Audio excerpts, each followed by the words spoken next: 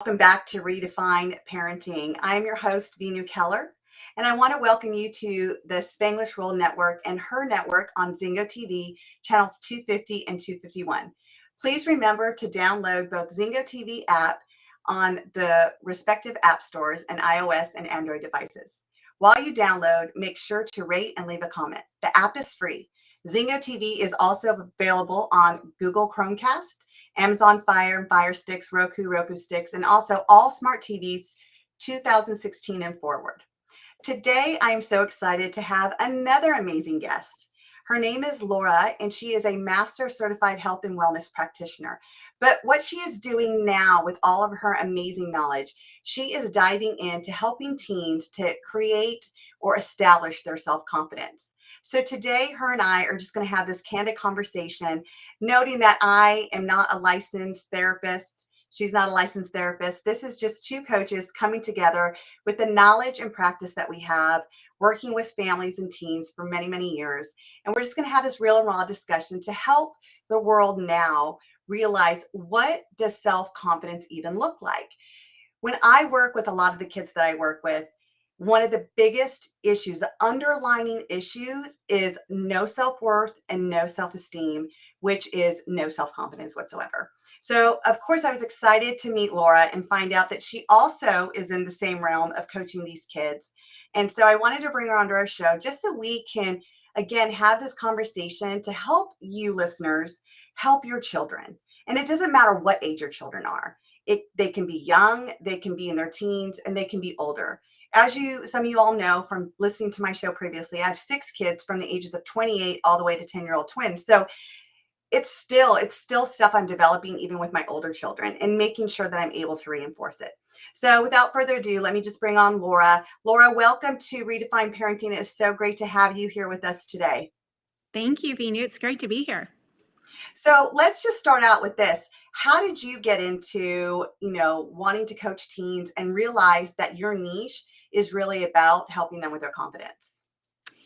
Well, it's kind of a combination of things. Partially, it was just this process of reflecting on my own teenage years and realizing the struggles I went through, and then also contrasting that with what my kids are going through these days.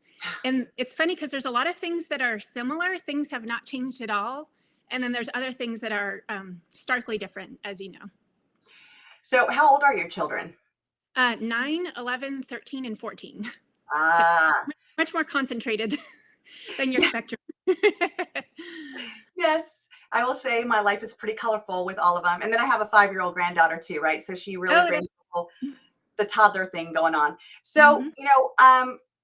one of the things that I notice, and I would love to get your definition, but self-confidence that I see in kids that they're lacking is the absolute certainty within themselves, that they Mhm. believe in themselves in order to make friends or to, play a sport or to do anything outside of themselves. It's just having enough confidence to have even a conversation with people. What are Mhm. you seeing as what's described as self-confidence? Yeah, it's a great question because there's, it's just kind of a why I use the terms interchangeably a lot, but they really are separate things. So self-confidence is the innate ability to do things, to perform, and to do things kind of outside of this world, outside of, your house or in your house. But I mean, it's just kind of like an external thing, whereas self-esteem and self-worth are more of internal, like, are you good enough, and are you worthy? But those two things, or those three things, really play together, all very well. Right. I would say the same thing. I always say self-worth is how you feel about yourself and self-esteem is how you see yourself. Yeah, that's perfect. Yeah. And then again, the self-confidence I think is intertwined between the two. It's like, do they Hmm. have enough worth to know that they're enough to have that conversation or to do something outside of themselves? And Hmm. how do they see themselves? And another thing that I feel like has been really a topic in my house, especially, is, how kids dress. And one Hmm. of the things that I've been sharing with my kids is like, let your outsides reflect what your insides feel like.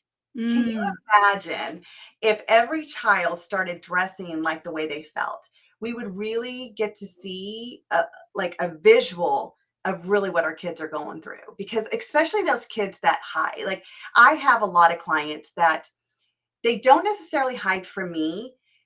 and yet they hide so much from their parents. You True. know, Very true. Oh yeah. you see the same thing? Oh, absolutely. Yeah.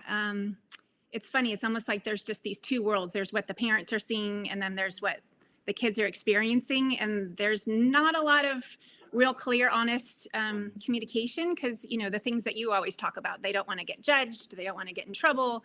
They don't want to get criticized because, it's really just a defense mechanism for themselves because, I think what we're going to talk about is how parents can help build that self confidence, but I think kids just inherently know, oh gosh, I'm about to get criticized and that's going to, damage my self-confidence. So therefore, I'm just going to keep these things a secret, which is just even more isolating and even more losing connection, which is what everybody really needs. Absolutely. And just to play off that, I mean, I think that also takes away from that self confidence, right? Because if they feel that there's any type of criticism going on or judgment or harsh opinion, however you want to say it, Mm-hmm. they're going to, step back, not want to share it, not want to do it. They're going to put on another mask Mm-hmm. that like, hey, I'm good. I'm good. I feel good. I'm not depressed. I'm happy. I'm not anxious. And inside, they're like dying inside. They're Mm-hmm. so afraid to express it. And it's interesting because I work with so many kids that have a great relationship with their parents. Mm-hmm. They really do. And sometimes, and most parents are like, but they tell me everything. And when I talk to them, I said, so tell me, if your mom is your best friend and you could tell your mom all this, how come she doesn't know this about you? And my client will say, because I don't want her to feel bad. Mm-hmm. I don't want her to feel bad if I tell her this. I don't want to hurt her, you know. And the other spectrum I get is somebody that doesn't have a great relationship with their parent. And it's like, so what stops you from talking to your mom? Ugh, because why bother? I'm not enough anyway. She doesn't have time. She doesn't hear me. All she wants to do is lecture me. And she's lecturing me about things that I'm not even talking to her about right now. It's like, so it's like both ends of the spectrum, right? But the truth is just like we need coaches, like to level up our life, to see what's next, to really help us see what we're not seeing. Because then we do have the child that's in the middle of that spectrum that doesn't know what they don't know that's really in them. You know, Right. Right. what's your experience with, looking at that as our spectrum? Like, can you share some stuff that you've been dealing with some of your clients? Yeah, for sure. Yeah. I mean, one thing I see kind of over and over again is um parents, they base their own self-worth and self-esteem and self-confidence on the success of their children. And so it's like, Absolutely. if, that's why, there's all this rage going on the football fields because parents are yelling at the referees and at each other because the parents want to win. And it's almost like they're forgetting this is for the kids. So that's what I see a lot of. And so I had, one example is a mom had this girl who she tried out for a play and she didn't make the play. And her mom said, well, what did the other kids do that you didn't do? And it was the words were so damaging. It was so judgmental. It was just completely breaking connection. There was no empathy. And the daughter just shut down. And that's when she stopped talking to her mom. She like literally decided, like, I just don't want to share anymore because she felt so sad as it was. And then her mom just compounded the whole thing. So that's one way of just like that protection and just shutting down that communication. Yeah, so you just touched on something so important. And so I had the honor of supporting a Global Youth Leadership Summit this weekend, and there Mhm. were some amazing speakers. And there's a speaker named Nick, and he said, comparison is the thief of joy. Yes. And I was like, oh my gosh, it does. Like comparison steals our joy, comparison Mhm. steals our happiness. So, the child's already probably nervous to try out for the play. And when they think that they did their best, like even if your client left saying, you know what, even though I didn't make it, I'm so proud of myself because I did something that was difficult for me. I did something that I didn't think I can do. So I'm so excited that I did that. So they Mhm. actually got the win, whether they made the play or not. And I'm I, making this up. I don't know your client. yeah. And as soon as the parent says, so what didn't you do that Sally did? Right. You just took away that kid's win. You just took away your child's excitement that they did something new that they didn't want to do. Hmm. And it's like the next thing that comes up. It's like, oh, try out for cheerleading. And in this child's mind, they're like, well, I don't feel comfortable trying out for cheerleading. And they get all this pressure. No, you should do it. You're really good. And they're so afraid because now their win isn't doing something they haven't done. Their win now is if I make it or not. And if I don't make it, then who am I? They lose their self-worth in that moment. They lose their self-confidence in that moment. And they definitely lose all their self-esteem in that moment. Exactly. And I think one thing that we need to remind parents to focus on is the process and not the product. Just Mm, exactly how you explained it. It's like, well, that girl that got up on that stage, I mean, that was big in itself. And the girl who's, training to try out for cheerleading, that's a lot of work. It's very intensive. It takes a lot of skill. And then just because the result wasn't what they had wanted doesn't mean that everything they did before that wasn't worthy. right. And I've said this on other shows. Our children are not our measurement tool. And I say that, and I also say, thank you, God, for not allowing them to do measurement tool.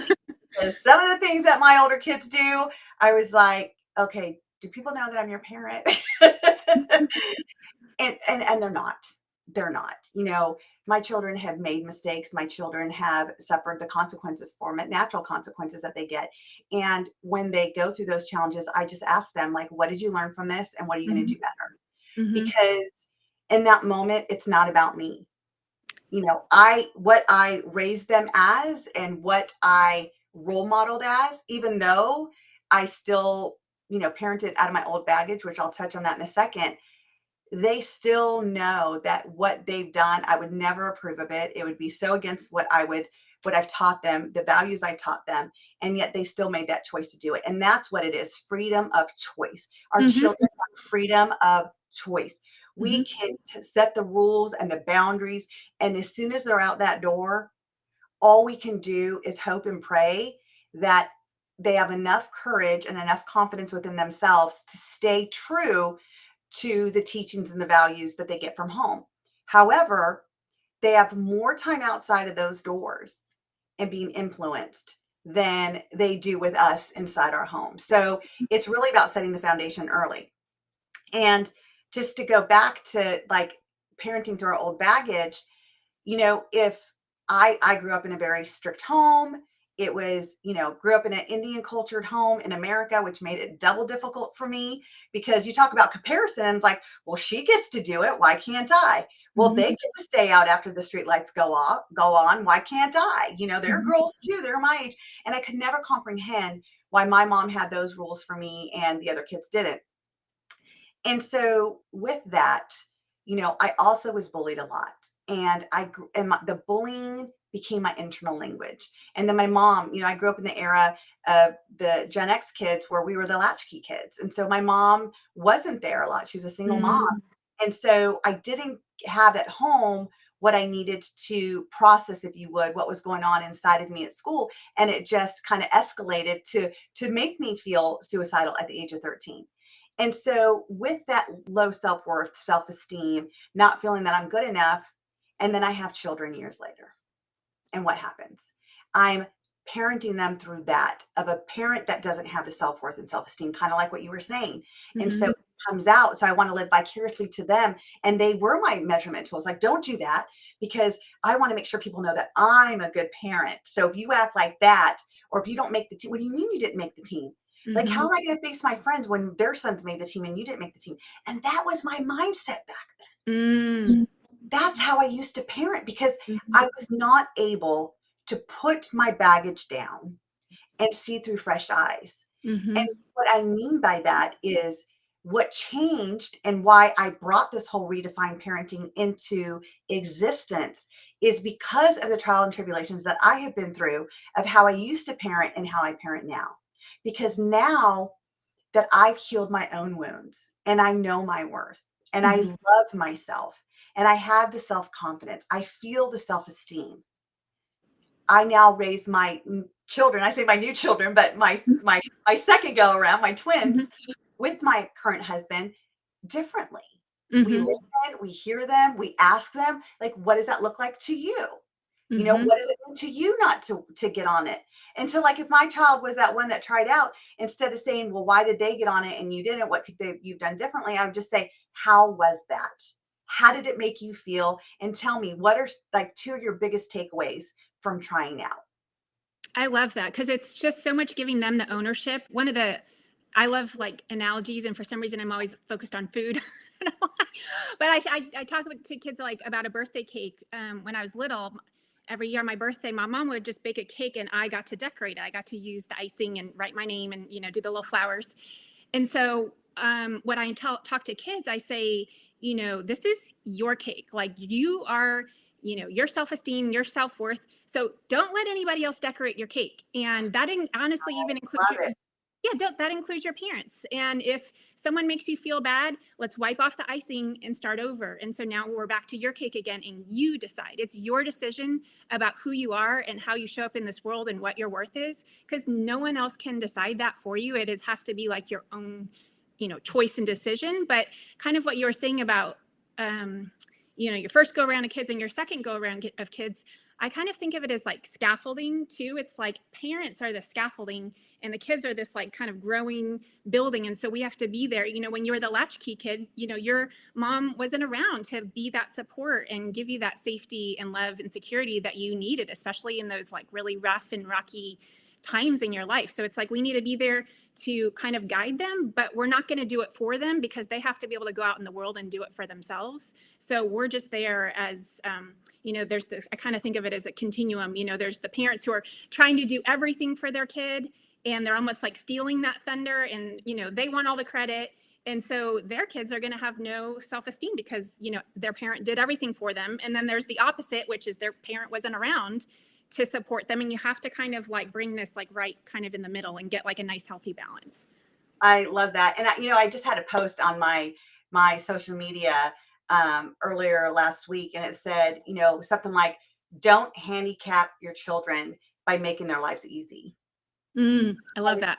That is like when we look at the different generations, like, I was, the Gen X kids, and then I raised millennium kids, and now we're in the Gen Z kids, right? So it's interesting to have two different generations that I'm raising at, like literally I'm raising, Mm-hmm. and to see the difference of, you know, my generation, we had to do it all. We had chores. Like our parents were working. We were latchkey kids. We had to do all the chores. We had to make sure everything was done. We grew up very independent because the kids weren't there.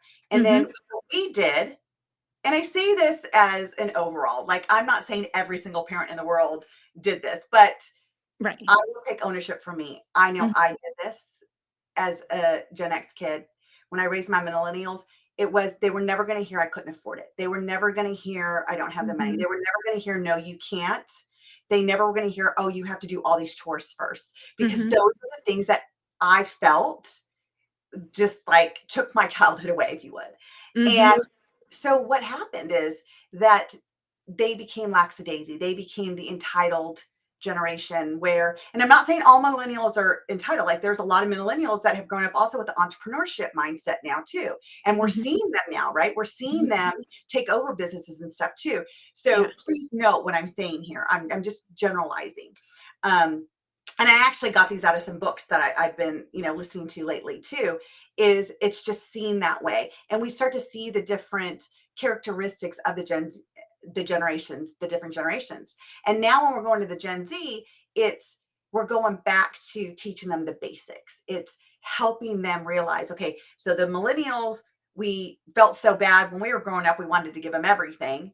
And that didn't work out so well. So now Mm-hmm. let's go back to teaching the basics, Mm-hmm. on you have a chore. And it's interesting because I just had someone on my show the other day talking about this, that she started her kids chores at 2 years old.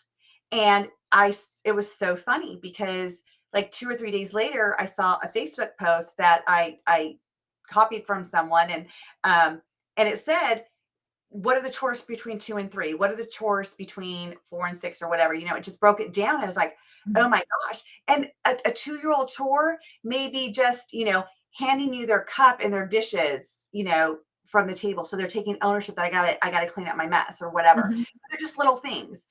And that is what gives these kids their worth, that you are worth being a part of our family. Mm-hmm.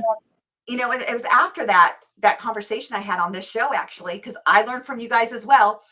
I started to enforce that the twins, they're 10, they should be doing a lot more than they were doing. So you have to do your own dishes. And the first thing they said was, am I going to get paid? Yeah. And I said, no. I said, do me or your dad get paid when we do the dishes? Do we get paid when we um, vacuum? Do we get paid when we sweep? Mm-hmm. It's called, we love you enough, we love this family enough that we want to contribute. This is your Mm-hmm. contribution. And you know what? It makes daddy and I feel good that we get to contribute. So, what could you feel good about? Now they are helping me with the dog, they're helping me with the dishes, and they're not even asking to get paid. And now, when they do something extra, like my daughter brought in the trash can this morning, my husband's like, you just earned $1. She's like, what? What? So now Samuel's like, oh, I got it next week because it's not part of their chores. And so Mm-hmm. we want to reward that. When you go above and beyond, you get rewarded. Mm-hmm. Mm-hmm. But feel your self-worth, that you're worth being a part of this family and you are worth helping out and contributing to the family. And I think that is like a great way to start when we say, how do we start young, giving our kids their worth? Mm-hmm. It's because they're worth giving a chore to. They're worth it. They're not handicapped. Yeah. They, Yeah. they're worth, learning this. They're worth contributing. So there's just different ways that we could already start to build that self-worth in our homes just by doing simple things like giving them chores and whatnot. So let's go into some of the things about self-confidence. So what are some of the tips or strategies, if you would, that you're teaching some of your clients that are teenagers? Maybe give an example of what a teenager was going through and some of the strategies that you shared with her that are seeing that are working. Mm-hmm. Yeah. So, if I have someone that's feeling really bad, we look back and we say, well, when was a time that you did feel good, and what did you do at that time, and what were those feelings, and how can we recreate that into, the current state.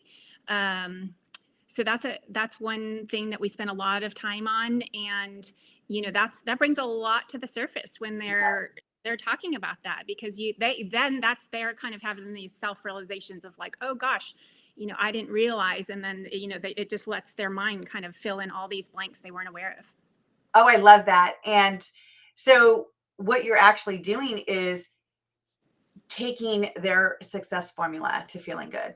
Right. You Right. know, you're giving them an opportunity to be like, wait, I have. And it's so funny. Today I had a client that, text me, and he was saying that, the more I'm getting closer to taking this job, like I'm having stomach pains, I have anxiety, whatnot. And I said, so what is showing up for you? What is showing up? What is it feeling like? Like, are you feeling like you're not going to be good enough? Just give him examples. And he's like, it's just self-doubt. And I Mm-hmm. said, how did you get this opportunity? Because someone, whether it's a parent or a friend or somebody, had to see your value enough for you to be offered this opportunity. So somebody believed in you, right? Right. That's the first thing. And the second thing I said when he said self doubt, I said, like you, has there ever been a time where you were excited to do something and you didn't know how if it was going to work out, and you took the step anyway and you did it? Mm-hmm. He says, well, I can't really think of much. He's like, but maybe high school, finishing high school. I said, there you go. And you did it. And you didn't know if you were going to get through it, and you did it anyway. So Mm-hmm. again, and then I say, what had to happen for you to know that you can finish it? So just going through those questions, giving them that opportunity, it was so great to open that up to, because it eliminates that self-doubt or that lack Mm-hmm. of self-confidence. And that's what self-doubt is, right? You don't have confidence that you could get it done, yourself. So I love that strategy. you Yeah, know or I'll even take like the smallest thing. Sometimes the smallest win. I'll have girls go through their school day and it's like, oh, nothing good happened, blah blah, and it's a lot of, all that. And then I'm like, okay, there had to be one good thing. And I'm like, it'll come down to something even as small as I made eye contact with someone. Great. Beautiful. Okay. So, I have a lot of girls who, they kind of have a lot of the social anxiety stuff. And so even saying hello to someone is a big deal, even feeling included in a, group project at school, they don't feel included, even though they're in this little circle, but they're just not like connecting. And so we just look at the smallest things. Okay. You made eye contact. Great. That's awesome. What can you do tomorrow that will kind of level it up a little bit? I love, love, love that. Hmm. And you're so right. And that brings us into another thing is like, what are we seeing? How are kids displaying their lack of self confidence? And one of the things you just hit on so big, and that is they're not having that social connection. They don't Hmm. know how to make friends. Hmm. And, they at this point will call a peer or acquaintance a friend just to say, I have a friend. And, working this camp the other day, somebody had made a mention on one of their teams when the speaker said, put in the chat who's your best friend.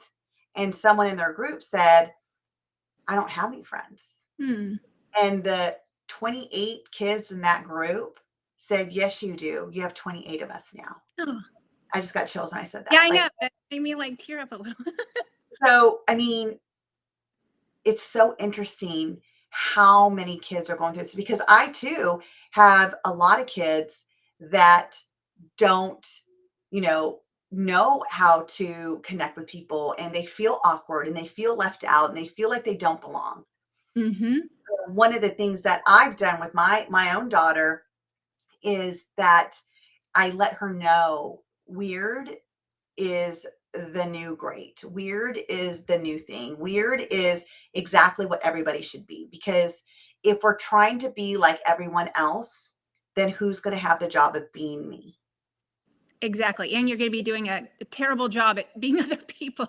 It's like you talk about building self-confidence. The best way to do that is to be yourself. Because Yes, who better can know you how to be you than you? exactly. Exactly. And so, and I asked her, I said, well, what does weird mean? What does weird mean to you? She says, I don't know, just being different from people. I said, and tell me where anybody in this world is the same. And she'll name like, well, they're the same height or they're the same skin color or same hair color. I said, Hmm. we all have similarities. We all Hmm. could say that, all the girls in your class have long hair or all the girls in your class have short hair. Like you could always find similarities. Hmm. But the gift is in the differences that we have. That's what the gift is in. And my husband is so great because ever since she was little, he would always tell her, and there's different versions of this. It's like he'll say something like, Sage, what's the number one thing a girl can wear? It's confidence. Or, what's the best thing a girl can wear? Confidence. What's the prettiest thing a girl can put on each morning? Confidence. And it was so beautiful because now that she's 10, that's becoming her internal language. And so when she comes to tasks at school that make her feel left out or not belong, she still feels her feels because we tell her, like, acknowledge what you're feeling and Hmm. remember who you are. Remember that the kids that don't want to play with you, maybe it's a good thing. Maybe they're not going to be in your circle. So go plug into someone who's going to fill your energy. We talk about the receptacle, don't plug into a dead receptacle because they're not going to light you up. Go plug into people that are going to actually light you up and find friends that actually want you because it takes more energy to push your way into a group than it is to just go and belong and be happy in a group. Right.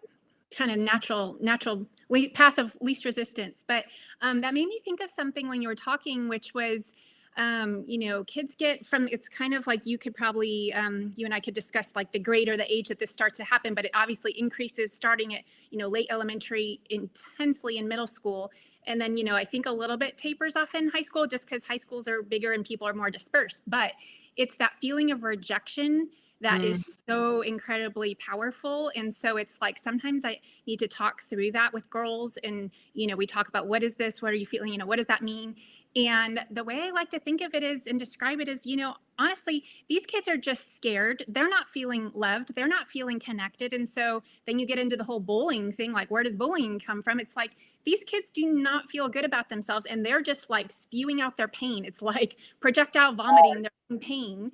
And so it's like, you just so happen to have like a nice kid just has to happens to be in the line of fire, it's like, whoa, whoa, whoa, let's like break this down because you are wonderful and you have done nothing. And so let's, boost your confidence. And I hope and pray that the bully people, they need a boost of confidence too. And I hope that they can get that worked out. I love that. And I agree with you. I mean, one of the subjects I talk about is bullying. And that's exactly it. They have low self-worth and self-esteem and low self-confidence, right? So they're looking for anybody else to allow them to take it from them, to boost them up. And I always Yeah. say nobody bullies quietly. And people say, well, no, people do it anonymously on social media. I said, it's still loud just because they're not showing up to take credit. They're watching and they're feeling the empowerment of people Mm-hmm. commenting and chatting about it. Yeah. It builds them up because they don't know how else. They don't have a formula. Is something going on at their home? Is something happening to them with another friend? You never know what's going on in someone's life. You never do. It's, when they say don't judge a book by its cover, you really can't. You have to open up that book and read the story, and you got to hear the Mm-hmm. story to make an opinion about what that book is really about. And that's what we need to do with people too. We need to open them up and hear their story. We Mm-hmm. need to allow kids to know how to belong. And with COVID that happened, and shutting the world down for so long, our kids lost that connection. And so when parents were like, give me your phone, you can't be on, you know, uh, Xbox and all this stuff, it was taking away their social life because that's all they had. Yeah. It's so true. All they had. Mm-hmm. And one of the things that I heard from another colleague of mine, they were saying how their child, who's like 14 or 15, was telling them and saying that, kids have really lost the skill of connecting and knowing how to connect with people and knowing how to make friends because they got so used to being on screens and texting that kids would now rather text, and this kid was saying, you see it in class all the time. Like you're sitting right next to somebody at lunch and you're texting them instead of talking to them. Yes, I hear stories of that all the time. And, another thing was when, they didn't have to wear masks anymore, a lot of kids got very anxious about then showing their faces. It's like, wow, all this time everybody's complaining about the masks and then they get to be free. And it was very overwhelming for some kids. They didn't want to show their faces. It was Yes. just too vulnerable and I think too exposing for them because they just weren't used to that. Right. Right. So, again, so this shows up a lot. This low self confidence shows up that way, like not feeling like they belong, not feeling like they have friends. Another way that I see it show up is through feeling anxious, like these kids that feel Mm-hmm. like they have anxiety or they've had panic attacks. Again, I always describe anxiety a lack of certainty in something, you Mm-hmm. know. And so if you don't know what the end result's going to be, if you don't know if, you're going to be judged doing it, Mm-hmm. you don't know what you're going to look like when you're doing it or whatever, there's Mm-hmm. that lack of certainty in that. And so it can Mm-hmm. create that anxiousness. And so when you don't have self-confidence, this might show up a little bit more in Mm-hmm. your children. You might start to hear them say, I have a stomach ache. I don't really want to do it. Or I'm just Mm-hmm. too nervous. Please don't make me. I really don't. What I hear is like, you know, uh, Vina, can you talk to my parents like they're not hearing me? I get that a lot. They're not hearing me. And so, and what I do is I encourage them. I give them the words. So what do you think your parents would need to hear? What's another way that you could say it? If they're not hearing you this way, what's your tonality? It's helping these kids to realize their tonality. Like, what is your tonality when you're talking to your parents? Because Mm-hmm. I have another family and I was doing like a three-way because it was time that we brought mom on so we can kind of solve what's going on in the home. And the daughter looked at her mom, she shook it, she was like, well, yeah. And she just went on, and I was like, "Ooh, I've never seen this girl this way." I was like, Mm-hmm. What is she doing to her mama?" And but that's what mom sees, and that's what Mm, shuts mom down, right? It's mm, hear what she's saying because all she's hearing is the attitude, the mhm, I gotta be right, mhm, you know. mhm, And so a lot of these attitudes also are trying to protect themselves. They're trying to feel strong enough to talk to their parents and it kind of gives them, just like the bully, right? It gives them that oomph of courage in that Mhm. moment to say something. So, what other ways are you seeing it, or do you have any comments about, you Yeah, know? what you just said was really interesting because parents get so, there's a certain type that they want respect and they want to be spoken to with respect. And they have this very strong feeling of needing to be the authority. And so if child, teenager is sassy, has that attitude, it's really frowned upon and in that by that parent, and it creates a lot of friction and just way more disconnection. um Ideally, I would suggest that a parent not, if you respect yourself, you don't have to worry so much if people respect you, if other people respect you, including your own child, because chances are they do respect you, they just can't verbalize it at that moment because they're just hurting or they have fear, like with anxiety or pain.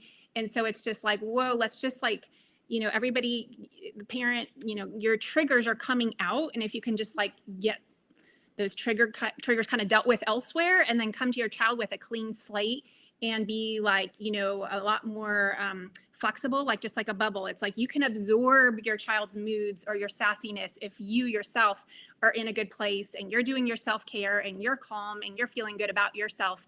Then it's just gonna like create more connection if you can be there when your child is like hitting rock bottom. Oh, I love it. I love it. You know, I was also going to talk about like their self image, which also has to do with their self confidence. Would you agree Hmm. with that?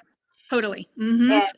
Yeah. I have a few of the teenagers that I'm coaching right now, and they're going through a lot. Like their parents, actually a handful of them, their parents are noticing that they're eating differently, that Hmm. they're eating less, that they're eating like 1 or 2 meals a day, that they're working out more, Hmm. um, you know, or they're not eating a lot and they're not working out. Or some are overeating, like they're eating like all the time, while they're like watching TV and stuff.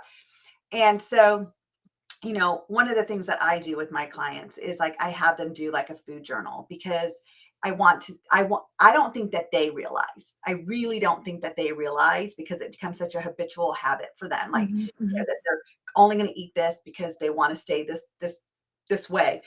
And it's funny because I asked one of my clients, I said, "So, what is it about your body that you don't like, or you feel that it's too big or too small?" And now this girl is really, really thin, like really thin. And she's like, "Well, my waist, I want it to be smaller." I said, "Okay, so let's go with that. What does smaller look like to you?" And she's like, "I mean, I don't know."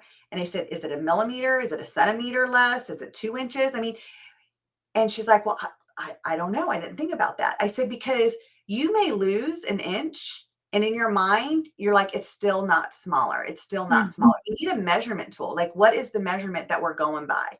You Hmm. know?"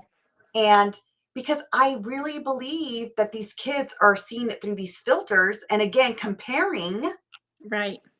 you know, if you're 5'2" and your waist is tiny for you at 5'2", and your friend is 5'7", Hmm. and she has a little bit more curve, but it's like skinny in the the waist, it's going to look different on camera. Right. And What it's, is comparing? yeah, it's crazy that we've made it this whole conversation. We haven't once talked about social media. But that's what I'm seeing so much of is all the eating problems coming from seeing all these images, and they're just like, they can't get away from them. They can't, because it's all this nutrition advice and fitness advice and, models and bikinis and girls. And it's just like, whoa, that's too much for an adult to handle, let alone a person who doesn't have their brain fully developed. Right. And they don't at 13. I mean, our girls, their brains don't stop developing until 25, and boys 28.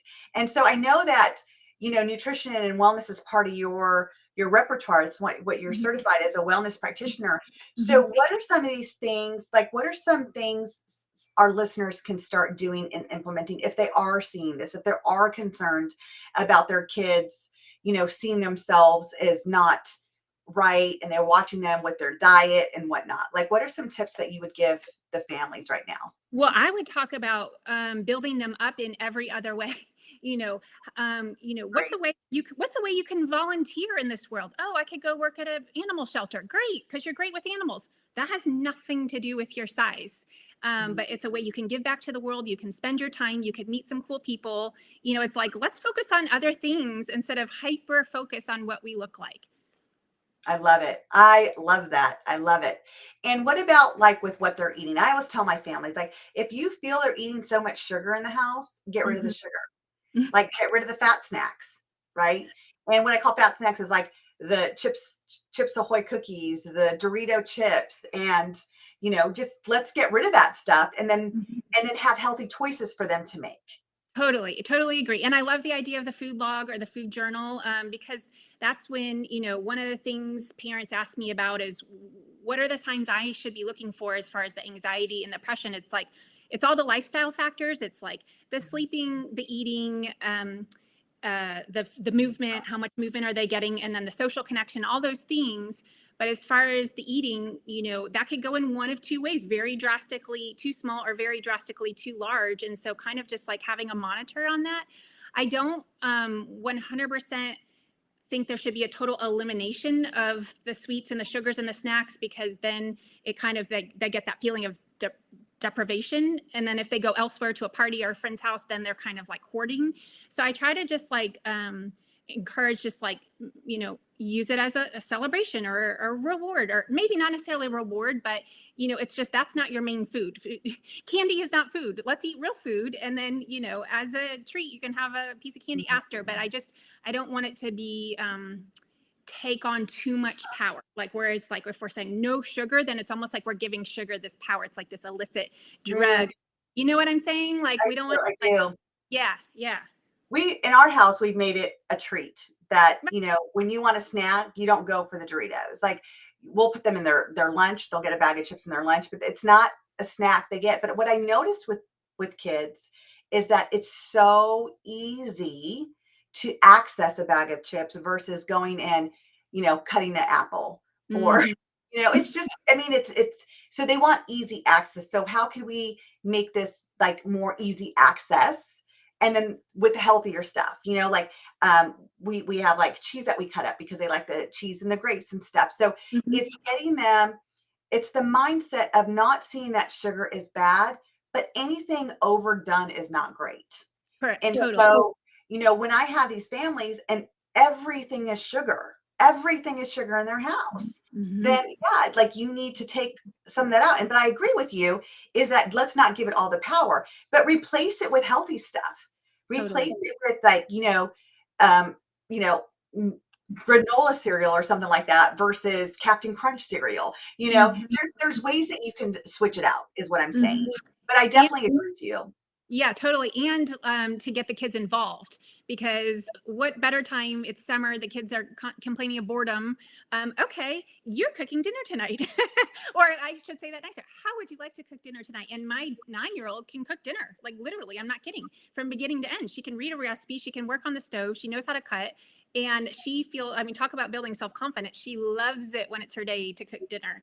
And I even talked about how our schedule is gonna be incredibly busy, and I want each of my kids to take a day, and I'll help. I'll get the recipe organized or the food, but it's like, okay, you're on duty, and these kids are needing to create self-sufficiency for their whole life, but they get to have that feeling of being part of it, the process, and then they naturally are more excited about the healthier stuff because they did it.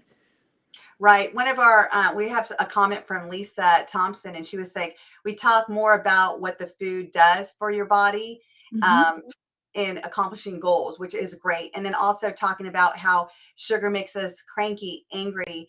It creates acne. It makes us angry. It changes our mood. And I love that, because that's one of the things that we say in our house too, is that, is sugar helping you or is it taking away from you, Hmm. and what you want to do? But I Hmm. also, like she said, like baseball fuels your body.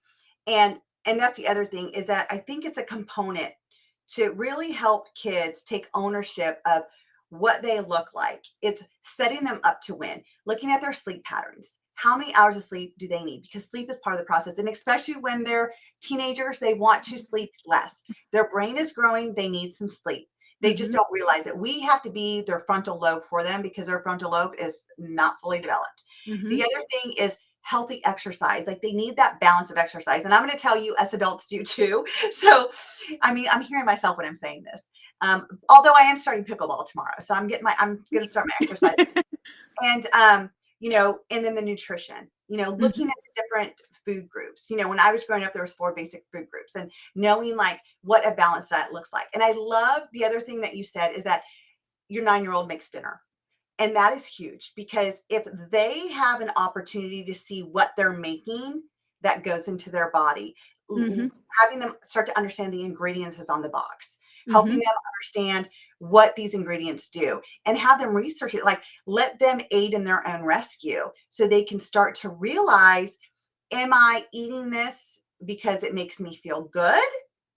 It's going to help my body? Or am I eating this because it's there and I'm bored?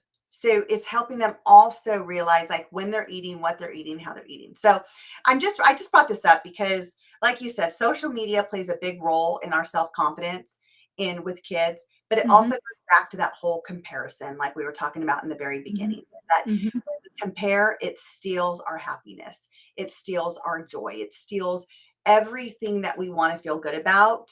Comparison takes that away. And so it's helping our children to recognize that they're good the way that they are and start, you know, helping them see what is good about them, Mm-hmm.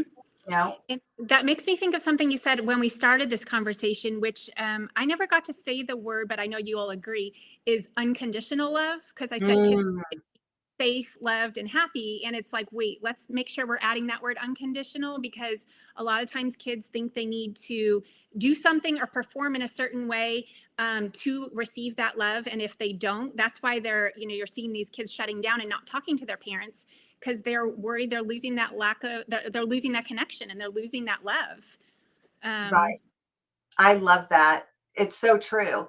And again, it's like we said that, you can feel like you're your best friend to your kid. And, I would also say that, and some may agree and some may not, and it is okay. In my model of my world, I rather be a parent to my child than their best friend because mhm, they can make other friends. They can never have another parent. And who's going to love them and want to guide them the best of my ability. And I want to be close to my daughter. I want my daughter and my sons, all my kids to feel like they can open up and talk to me about anything and that they have that open, safe, and trusting space with mhm, me to have that mhm, conversation where I'm not going to judge them. And yet I am not a fool to think that there's going to be things in their life that they're not going to share with me because A, like you said, they don't want to disappoint me. mhm, B, they don't want to hurt my feelings, mhm, you know? And so giving them grace also and making sure that my kids do have someone they can talk to. Like I always tell them, like, if you can't tell me, you could talk to this person and then this person, because they're people that I know that I can trust that will give them and guide them in the right direction.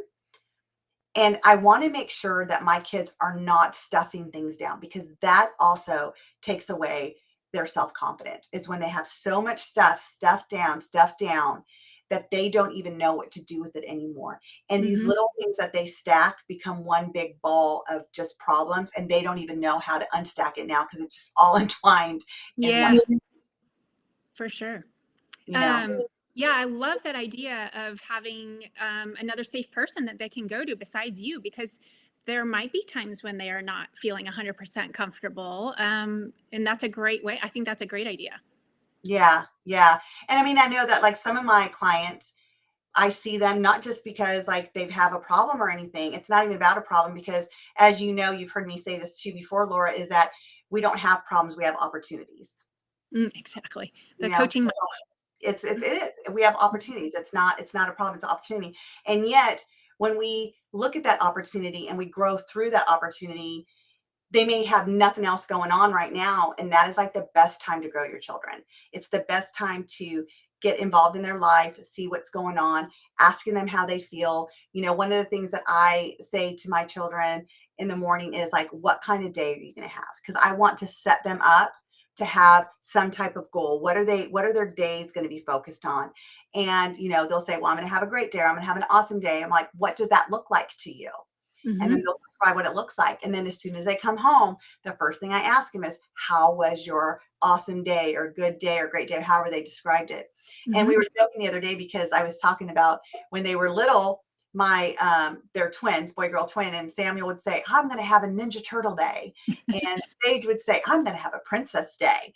And so that's when I got into like, well, tell me, what is a Ninja Turtle day going to look like? What is a princess day Mm-hmm. going to look like? And we've Mm-hmm. continued this, conversation every day. And now, they're in upper elementary school. But I think it's so important that we're creating that conversation with them, because it continues to let them know when we hear their meaning of things and we don't make a judgment about how they're seeing it or what they said. It helps them when they're heard and they're seen, they will start to feel more confident that they're worth it. Mm-hmm. So, Laura, is there anything else? We have like a minute or two left that, any golden nuggets that you want to say to the audience that's listening? Well, it's just to kind of finish what you were just saying, which is, and then, if you're in that example, your child says, no, it wasn't the Ninja Turtle day I had hoped. This happened and it was something sad. Well, then I would say, well, what are you needing in this moment to, Mhm. and what are you wanting to feel, and how are we going to come out of this? Because too often I think parents project, well, you need a hug, or you need this, or you need ice cream, or whatever. And it's just like, whoa, whoa, whoa, let the kid do the talking. They'll tell you what they need. You just have to ask the question. 100%. 100%.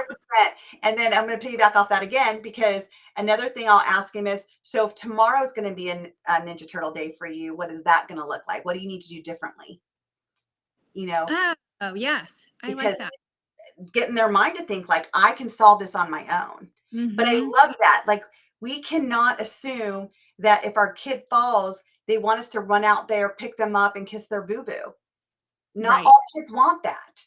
Some Right. kids want to get out on the street and show everybody that they're tough enough to get up and get out of the street. And then they want you to do that when they get inside the house, not outside the house. Mhm. So Yeah. asking our kids, what is it that you need in this moment? I love it. I Mhm. love it. I love it. Mhm. So we're about out of time. Again, just one thing that you want to leave our audience with to think about when it comes to their child's self-confidence. Yeah, it's just spend that time. It doesn't have to be a lot of time, just eye contact, quality conversations, sitting down, no distractions, no media, and just be there, kind of like the old days. Before all this craziness happened, just be in the moment and be connected. And that is going to do wonders for making your child feel loved and heard and seen, and all those beautiful words you always use to describe that, parent-child connection. I love it. Thank you so much, Laura, for being a guest here. Thank you for all our listeners who tune in each week at 2 o'clock to hear the different types of ways that we as a group can redefine parenting. And all those that spent time commenting, we appreciate you. This show can also be heard on Spanglish Radio Network. Please check out www.spanglishworld.ca for all the news and programming. Spanglish World, watch it, hear it, read it, download it, and live it.